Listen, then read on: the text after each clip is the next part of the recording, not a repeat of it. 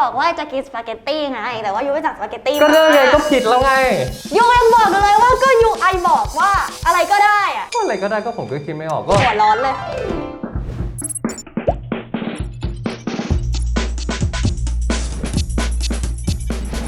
ก่อนที่เราจะปล่อยเวลาเลยไปกว่านี้เราโทรตามตัวการเลยดีกว่าค่ะ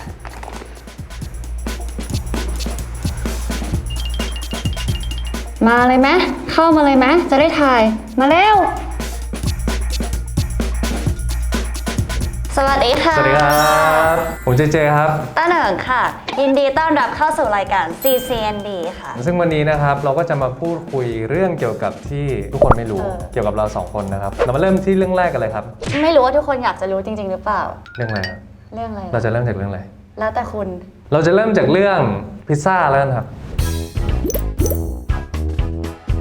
เรื่องพิซซ่าเนี่ยมันเกิดจากจะสั่งข้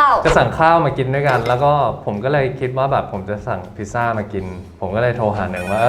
อยู่กินพิซซ่าไหมกินแล้วผมก็ถามต่อว่าอยู่จะเอาสปาเกตตี้ไหมเอาไอกินสปาเกตตี้แล้วจะเอาสปาเกตตี้อะไรเอาอะไรก็ได้ค่ะที่อยู่กินได้เพราะว่าไอกินได้หมดผมก็โอเคแล้วหลังจากนั้นเนี่ยผมก็ไม่อย่าเพิ่งพอว่าข้าวมาถึงเนี่ยก็คือเปิดกล่องมาเจอพิซซ่าเจอไก่แต่ไม่เจอสปาเกตตี้ก็เลยถามเจว่าเบบี้แล้วสปาเกตตี้ไอล่ะเจบอกว่าก็ยูบอกไอว่าจะกินอะไรก็ได้ที่ไออยากกินแต่ว่าไอเนี่ยไม่อยากกินไอก็เลยไม่สั่งมาเนี่ยครับสำหรับคนที่ดูอยู่ช่วยคอมเมนต์ลงมาแล้วนะคะว่าสิ่งที่เจคิดเนี่ยมันใช่หรือเปล่าไม่คือว่าคำว่ากินอ่ะก็หมายความว่ากินไงแต่อะไรก็ได้ไม่ได้เท่ากับไม่กินที่ทำแบบนั้นไปอ่ะมันคือมานั่งคิดว่าผมอยากกินอะไรวะผมไม่อยากกินสปาเกตตี้ผมก็เลยไม่สั่งครับแต่ว่าไม่ได้หมายความว่าโอ๊ยสั่งแล้ววันนั้นจะแบบอดหรือว่าไม่ได้กินหรือว่าแบบไม่อิ่มอะไรเงี้ยก็ไม่ใช่เพราะว่าผมสั่งพิซซ่ามาแบบถาดใหญ่แล้วก็มีไก่ด้วยแต่พอยมันคือไอบอกว่าจะกินสปาเกตตี้ไงแต่ว่ายูไม่สั่งสปาเกตตี้ก็ได้ไงก็ผิดแล้วไงยูยังบอกเลยว่าก็ยูไอบอกว่าอะไรก็ได้อะอะไรก็ได้ก็ผมก็คิดไม่ออกก็หัวร้อนเลยโอเคครับนี่ผมผิดเองครับผมนี่คือเป็นตัวอย่างเลือกอาหารการกินค่ะครับผมต่อไปเป็นเรื่องเหตุการณ์ดำน้ำครับผมที่ทุกคนสงสัยว่าเป็นอุบัติเหตุหรือทำตัวเองใช่ถ้าทุกคนfollow IG ของ IG ของผมกับหนึ่งไม่ก็คนที่ไปทริปดำน้ำก็น่าจะเห็นทริปที่เหมือนผมตาช้ำเหมือนมีแพนด้าแล้วเดี๋ยวจะให้ทีมงานอินเสิร์ตภาพนี้นะครับตรงนี้มันเป็นอุบัติเหตุหรือไม่ใช่มันเป็นอุบัติเหตุไม่ใช่อุบัติเหตุโดยปกติแล้วเนี่ยเวลาที่คนลงไปดำน้ำมันจะมีการเขาเรียกว่าเคลียร์แมสหรือว่าเคลียร์แบบแรงดันให้ปรับแรงดันให้มันเท่าข้างในเท่ากับข้างนอกตอนที่ลงไปเนี่ยผมก็เคลียร์หูไม่ได้จนมันปวดหัวมากๆเลยก็พยายามแล้วมันรู้สึกปวดหูไหมปวดหูมากซึ่งพอเคลียร์ได้แล้วเนี่ยเราก็ค่อยเปิดหน้ากากแต่ว่ามันไม่ทันแล้วเหมือนกับว่าระหว่างที่เคลียร์จมูกไปด้วยแล้วมันลงไปค่อนข้างลึกแล้วมันเลยทำให้เกิดเป็นแมสควีดเจเคลมว่าเป็นอุบัติเหตุแต่หนูคิดว่าไม่ใช่ค่ะเพราะว่ามันมีทรายมาตลอดตั้งแต่1การเคลียร์หูไม่ได้แต่ว่ายังดันทุลังที่จะลงไป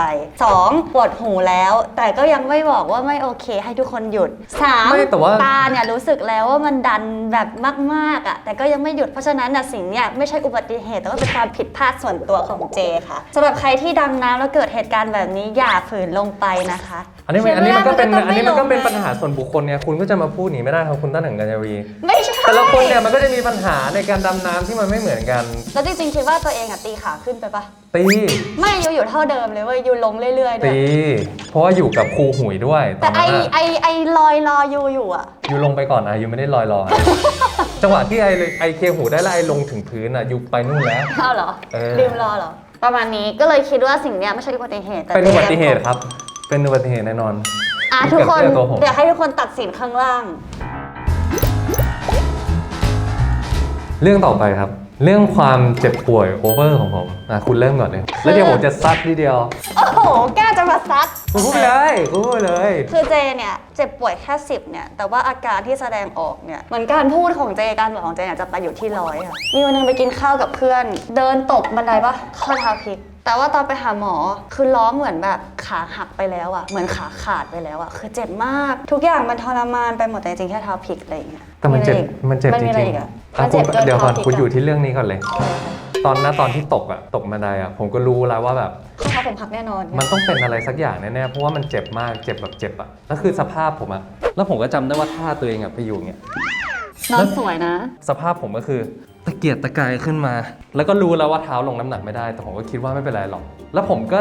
ประคองตัวเองไปเดินขึ้นรถแล้วขับกลับคอนโดแล้วก็ตื่นเช้ามาก็รู้สึกว่าทำไมมันยังเจ็บอยู่เลยวะแล้วจังหวะที่แบบเหมือนลงจากเตียงแล้วเอาเท้าวางกับพื้นก็คือรู้แล้วว่าไม่ปกติแน่นอน คุณอาจจะไม่เคยข้อเท้าพลิกหรือเปล่าเคยแต่เวลาคำถามอะจะไม่มีใครถามว่าพี่ไอ้ข้อเท้าพลิกไอ้จะตายไหมแบบเนี้ยมันจะมีคนถามแบบนี้ปะมันไม่มี ก็พูดเล่นเฉยๆ ยูไม่ได้พูดเล่นทุกครั้งที่ยูป่วย พูดเล่นเฉยๆ ยูเข้าโรงพยาบาลอย่างเงี้ยยูจะแบบจะตายไหมจะตายไหมตลอดเลย ก็พูดเล่นเฉย ยูเป็นแบบนี้กับทุกเรื่องเลยอะล่าสุดจัดห้องเก็บของ เจอฝุ่นหายใจไม่ออกอาจจะเป็นโควิดไหมอาจจะเป็นโควิดไหมเงี้ยอยู่ห้องคนเดียวเลยอะ ไม่ก็ไม่รู้เพราะว่าตอนที่จัดของอ่ะแล้วก็เหมือนฝุ่นมันเยอะมั้งแล้วตอนจังหวะที่แบบอาบน้ำนอนอ่ะผมก็พยายามดมทุกอย่างไว้แต่ว่ามันไม่ได้กลิ่นเลยซึ่งมันแปลกมากเพราะว่าผมไม่เคยเป็นแบบนี้ไงผมว่าอันนี้มันอาจจะเป็นที่ส่วนบุคคลด้วยมั้งหมายถึงว่าเวลาที่ผมป่วยอะไรก็ตามอ่ะผมจะรีบพยายามรักษาหรือว่าไปหาหมอ แต่ว่าหนึ่งอาจจะเป็นประเภทที่แบบนอนสมแล้วก็ไม่กินยาไม่ไปหาหมอไม่รู้ว่าร่างกายรีเขาว่าได้ไงมันก็อาจจะเป็นคนละไทป์นะครับผมว่าคนก็น่าจะมีทั้งแบบผมแล้วก็แบบหนึ่งใช่ครับผมก็จบไปแล้วนะครับเรื่องที่เราพูดกันที่เป็นเรื่องระหว่างเราที่ไม่เคยมีใครรู้เล็กๆน้อยๆเล็กๆน้อยๆพอหอมปากหอมคอนะครับ ตอนนี้นะครับเราก็จะเข้าสู่ช่วงการเล่นเกมแล้วครับผมซึ่งกติกาเกมเป็นไงครับคุณต้าหนึ่งก็คือจะมีคำมาให้3หมวดแล้วก็ให้เราทายว่าเป็นคำอะไรแต่มันคือเหมือนมีตัวอักษรมาแบบโผล่แบบผมรู้สึกว่าผมเก่งมากเรื่องนี้ลองดูซึ่งหมวดมีอะไรหมวดอะไรบ้างนะฮะมี1 2 3ไม่บอกด้วยเลือกไปเลยให้อยู่เลือกแล้วกัน2ซีรีส์หรือหนังของ GDS แล้วก็นาราคำที่1อะไรอ่ะพี่เจเลยค่ะผมเล่นอะไรวะเป็นครอบครัวเป็นครอบครัวเลือกคำกลางไอ้ก่อนคำว่าเลือกของไอ้มันออกก่อนยู2.0อะไรวินาทีอะไรก็ช่างไอ้ได้อะไรวะเนี่ยเป็นภาพยนตร์ไอ้คนหล่อลวงเจ๋งมากเจได้ครับ1 เท่าต่อไปนะแต่รักษาด้วยใจเธอไม่ถึงไม่เลยอ่ะเฮ้ยยูเก่งจริงด้วยป่ะงงว่ะโอเคครับต่อไปนะครับแฟนฉัน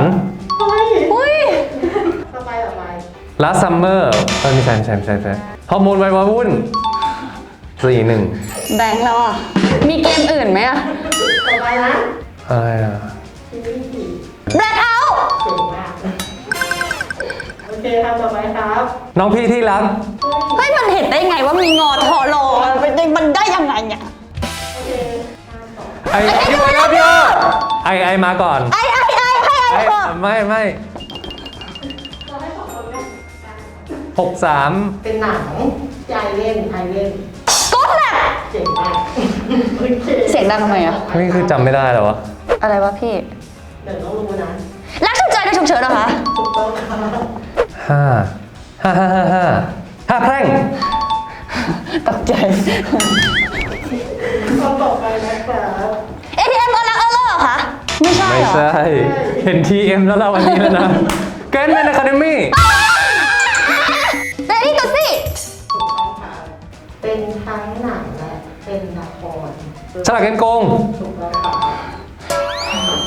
และคำสุดท้ายอยู่ที่เรานี่แบบคิดว่าจะไม่มีคนตอบและ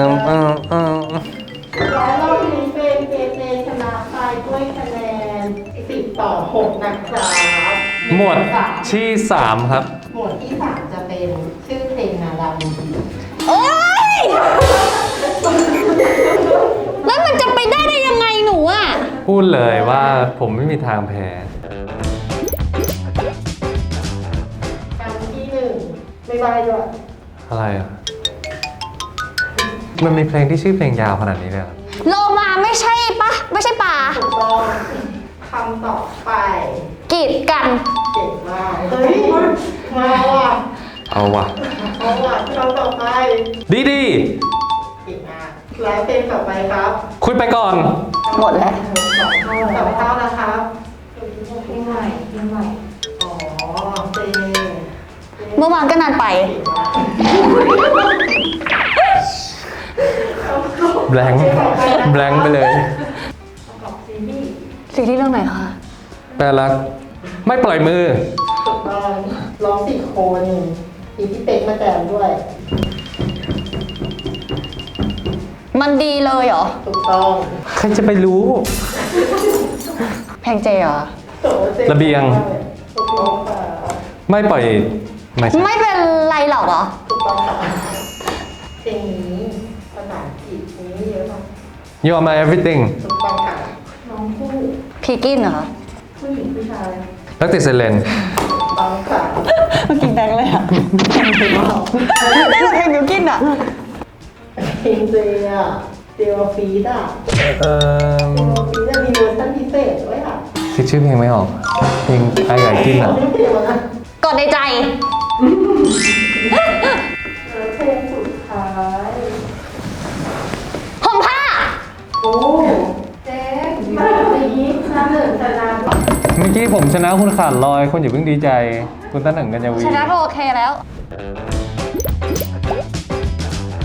โอเค ตอนนี้คะแนนเท่ากันนะครับ 1-1 นะครับ แล้วเราก็จะไปสู่หมวดสุดท้ายที่จะมาตัดสินกันว่าใครจะเป็นผู้ชนะ ครับ คุณพร้อมไหมครับคุณตั้งหนึ่ง พร้อมมากค่ะ งั้นเราไปที่หมวดต่อไปกันเลยครับ หมวดนี้คือชื่อนักแสดงนาดาวบางกอก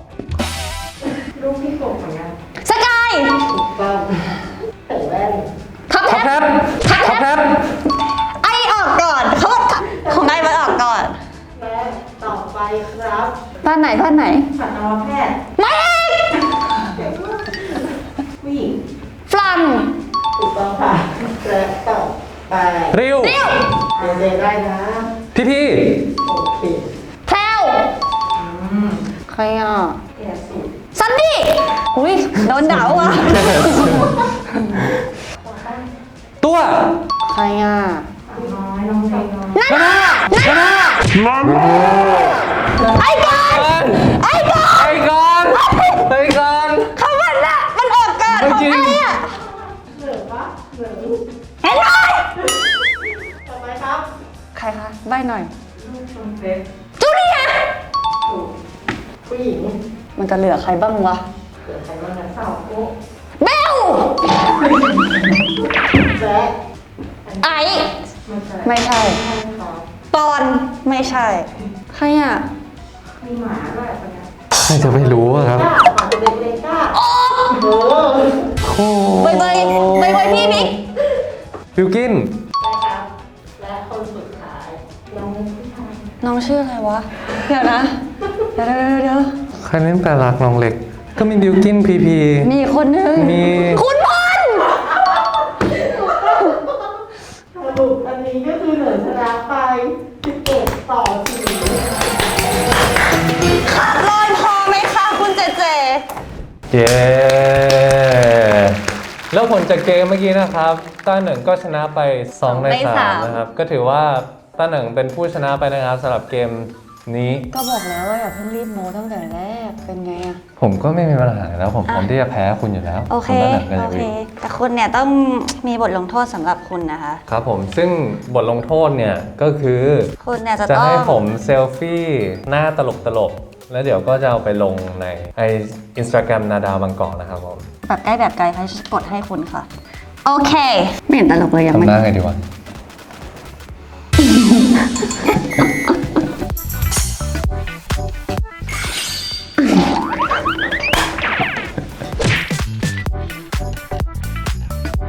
Capture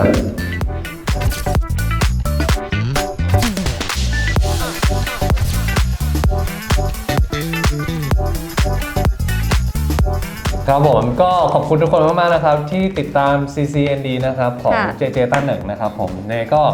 ฝากติดตามนะครับเทปอื่นๆต่อไปด้วยนะครับ เดี๋ยวก็จะมีนักแสดงในนานาประกอบเรียนมาเรื่อยๆนะครับผมเนก็ฝากกดไลค์กด subscribe นะครับ ช่องนาดาวบางกอกแล้วก็ใครได้ดูคลิปนี้ก็อย่าลืมแชร์กันไปเยอะๆนะครับ แล้วก็ช่วยตัดสินสิ่งที่เราสงสัยกันไปก่อนหน้านี้ด้วย ครับผมคนมันมีหลายแบบนก็ ไม่แต่ว่ามันแล้วแต่คนหมายถึงว่า ใช่ ไม่มีอะไรถูกไม่มีอะไรผิดเป็นเรื่องของรสนิยม แล้วก็สิ่งที่เรารู้สึกว่าเราโอเคตัดใดที่ ใช่ ไม่กระทบคนอื่นก็พอแต่กระทบ ใช่ ท้องไอพิซซ่า ครับผมก็ฝากด้วยนะครับสำหรับวันนี้สวัสดีครับ สวัสดีค่ะ บ๊ายบาย ที่คุณตาแพ้แสงผิวแพ้ง่ายผมไม่เห็นพูดเลย แพ้อากาศ อันนั้นก็เป็นแพ้จริงๆไง แต่ว่าเวลาบอกว่าไอแพ้แสงไอก็จะบอกแค่ว่าไอตาแพ้แสงไอไม่ได้บอกว่าตาไอจะบอดไหมไอจะต้องควักตาออกหรือเปล่าไอไม่ได้พูดอะไรแบบนั้น หลังจากนี้ผมจะไม่พูดเล่นกับคุณแบบนั้นละ ไอไม่เคยเจ็บป่วยเวอร์